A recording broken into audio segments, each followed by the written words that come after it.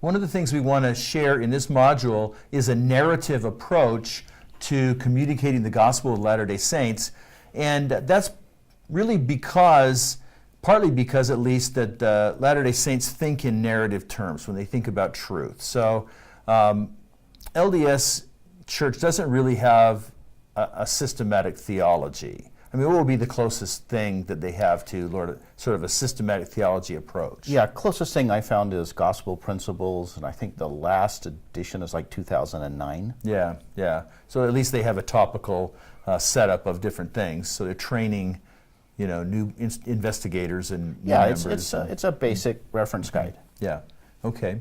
But generally, then, in my experience, LDS people are thinking in narrative terms, thinking about truth. And there's four big stories. We want to touch on one of them in particular, but let's mention some of the other ones. So there's the story of the restoration of the gospel. Oh, yeah. So what is that story a little bit, and what does it show us about Mormonism, just in brief? Well, the basic idea is that the gospel authority vanishes from the earth.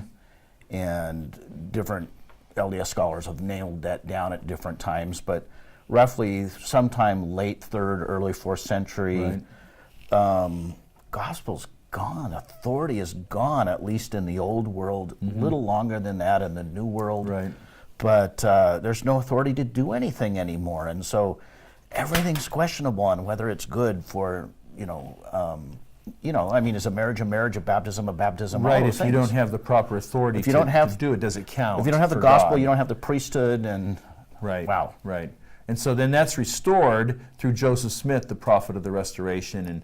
And so all the things about his story, the first vision, the forthcoming of the gold plates, and all the rest, that's a big formative piece of LDS thinking. Tells them about what God is like and some other things as well. Absolutely huge, yeah. And then there's the story of the Book of Mormon itself, the narrative of what happens as the people come from the ancient world to the new world and so forth. What are some of the themes that come out of that?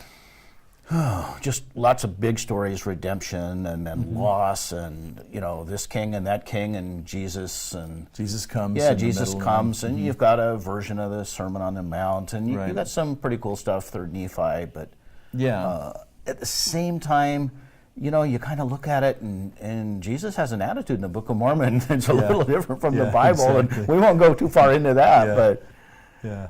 And you get a lot of values out of the Book of Mormon in terms of hero stories and the Lamanite stripling warriors and the various heroes kind of shape a sense of identity for Mormons. And then there's a big story is the exodus of the Mormon people out of the United States across the plains. Yes, just the whole thing coming to Utah, and lots of conversations with Mormon friends is, do they come in a covered wagon or a hand cart, and just all that stuff. And these are matters of great family pride. Yeah, they're very formative to families and the values of Utah today. Right, and one of the values that rises from that, and I think it's a really healthy one, is we can do hard things. Yeah, we can do hard things. We can do hard things. Yeah. It's hard work and self-sufficiency. I don't want to dwell on that. I want to really get to this fourth story that shapes Mormonism, the plan of happiness or the plan of salvation as it's known. When I was growing up in the church, it was the plan of salvation, and now it's a little maybe more the plan of happiness. So walk us through that a little bit. We need to understand that in order to understand how to share God's story, right? So help us understand this meta plan, this cosmic sense of who LDS people see themselves as. All right, so we kind of have to do a little pre-story that's part of that story. And as you know, Ross, the story goes that Heavenly Father and Heavenly Mother, they have a lot of children. Right. And the question is asked, what are we going to do? How are we going to work with these kids? And how are we going to give them a chance to prove themselves? And so eventually a plan settled on where Jesus will come and show us the way, but in the process of that, his brother, leads a rebellion. Right. Lots of things go bad. Now, how you acted in that rebellion is really important, And we can't remember any of this. Right. This is all behind the veil, behind a curtain. The whole pre-existence is forgotten by us as we enter this world, right? But the fact that we were both born white males Right.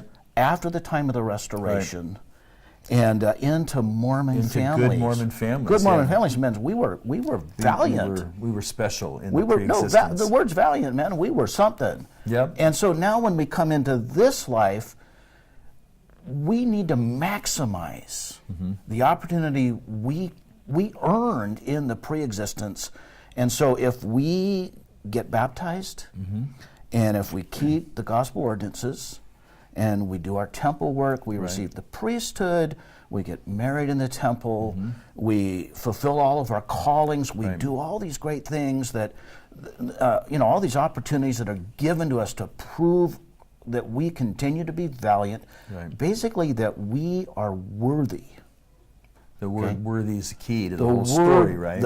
Everything you're measuring as an LDS man, am I worthy in the present moment of my past and of the future that Heavenly Father may give to me if I continue to be worthy? Right. And ultimately that means that I will die and I will be raised, and I can be exalted to become like Heavenly Father, to become a God, and I can have my own planet, and this whole thing can start again. Right. And, there's something really powerful and really driving in that for Mormon males. Yeah. And I've had a lot of Mormon men just say, James, what you're talking about with the way you tell things, that's all pretty good, but frankly, our retirement system beats the heck out of yours. Right. And they're just really excited about that. Now, what's so hard for me when I hear that story and the way I learned that story, that story was all about me. Right. And that, Heavenly Father gave me these opportunities, and I proved myself valiant, and I'm worthy in the present, and these good things will happen to me and to my temple married, the people wife. who are in my train, so to speak, or under my authority. But this is my responsibility, and it's my work, and it's my worthiness being measured. Right. And in the process of that, it's Heavenly Father's plan, and Jesus shows us the way, and we may have we may count that we've had some help and some grace along the way if we work hard enough. That's by grace we're saved after all we can do. Right, we get a little help to do the things that we're required to do. But basically it's about me, and it's about my exaltation, and it's about my future. Interesting. So the center of the story, the heart and core of the story is me as a person. Yeah. And I've just learned a different story. It doesn't work that way. Right. And, ultimately, if you measure out where the different male stories go, it's not eternal family where we're connected to our Heavenly Father forever. Right. Because we become Heavenly Father, and even our sons. Yeah, I've always wondered how they make that work, right? Because if we're sealed to across generations, then who am I going to be with?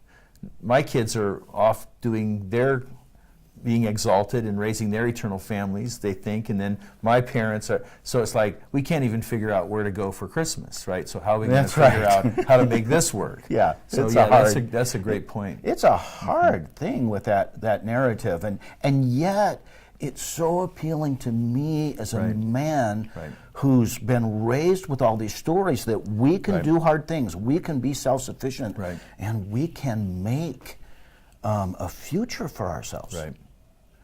Well, we're going to explore the biblical story in juxtaposition to the LDS story in the next few segments.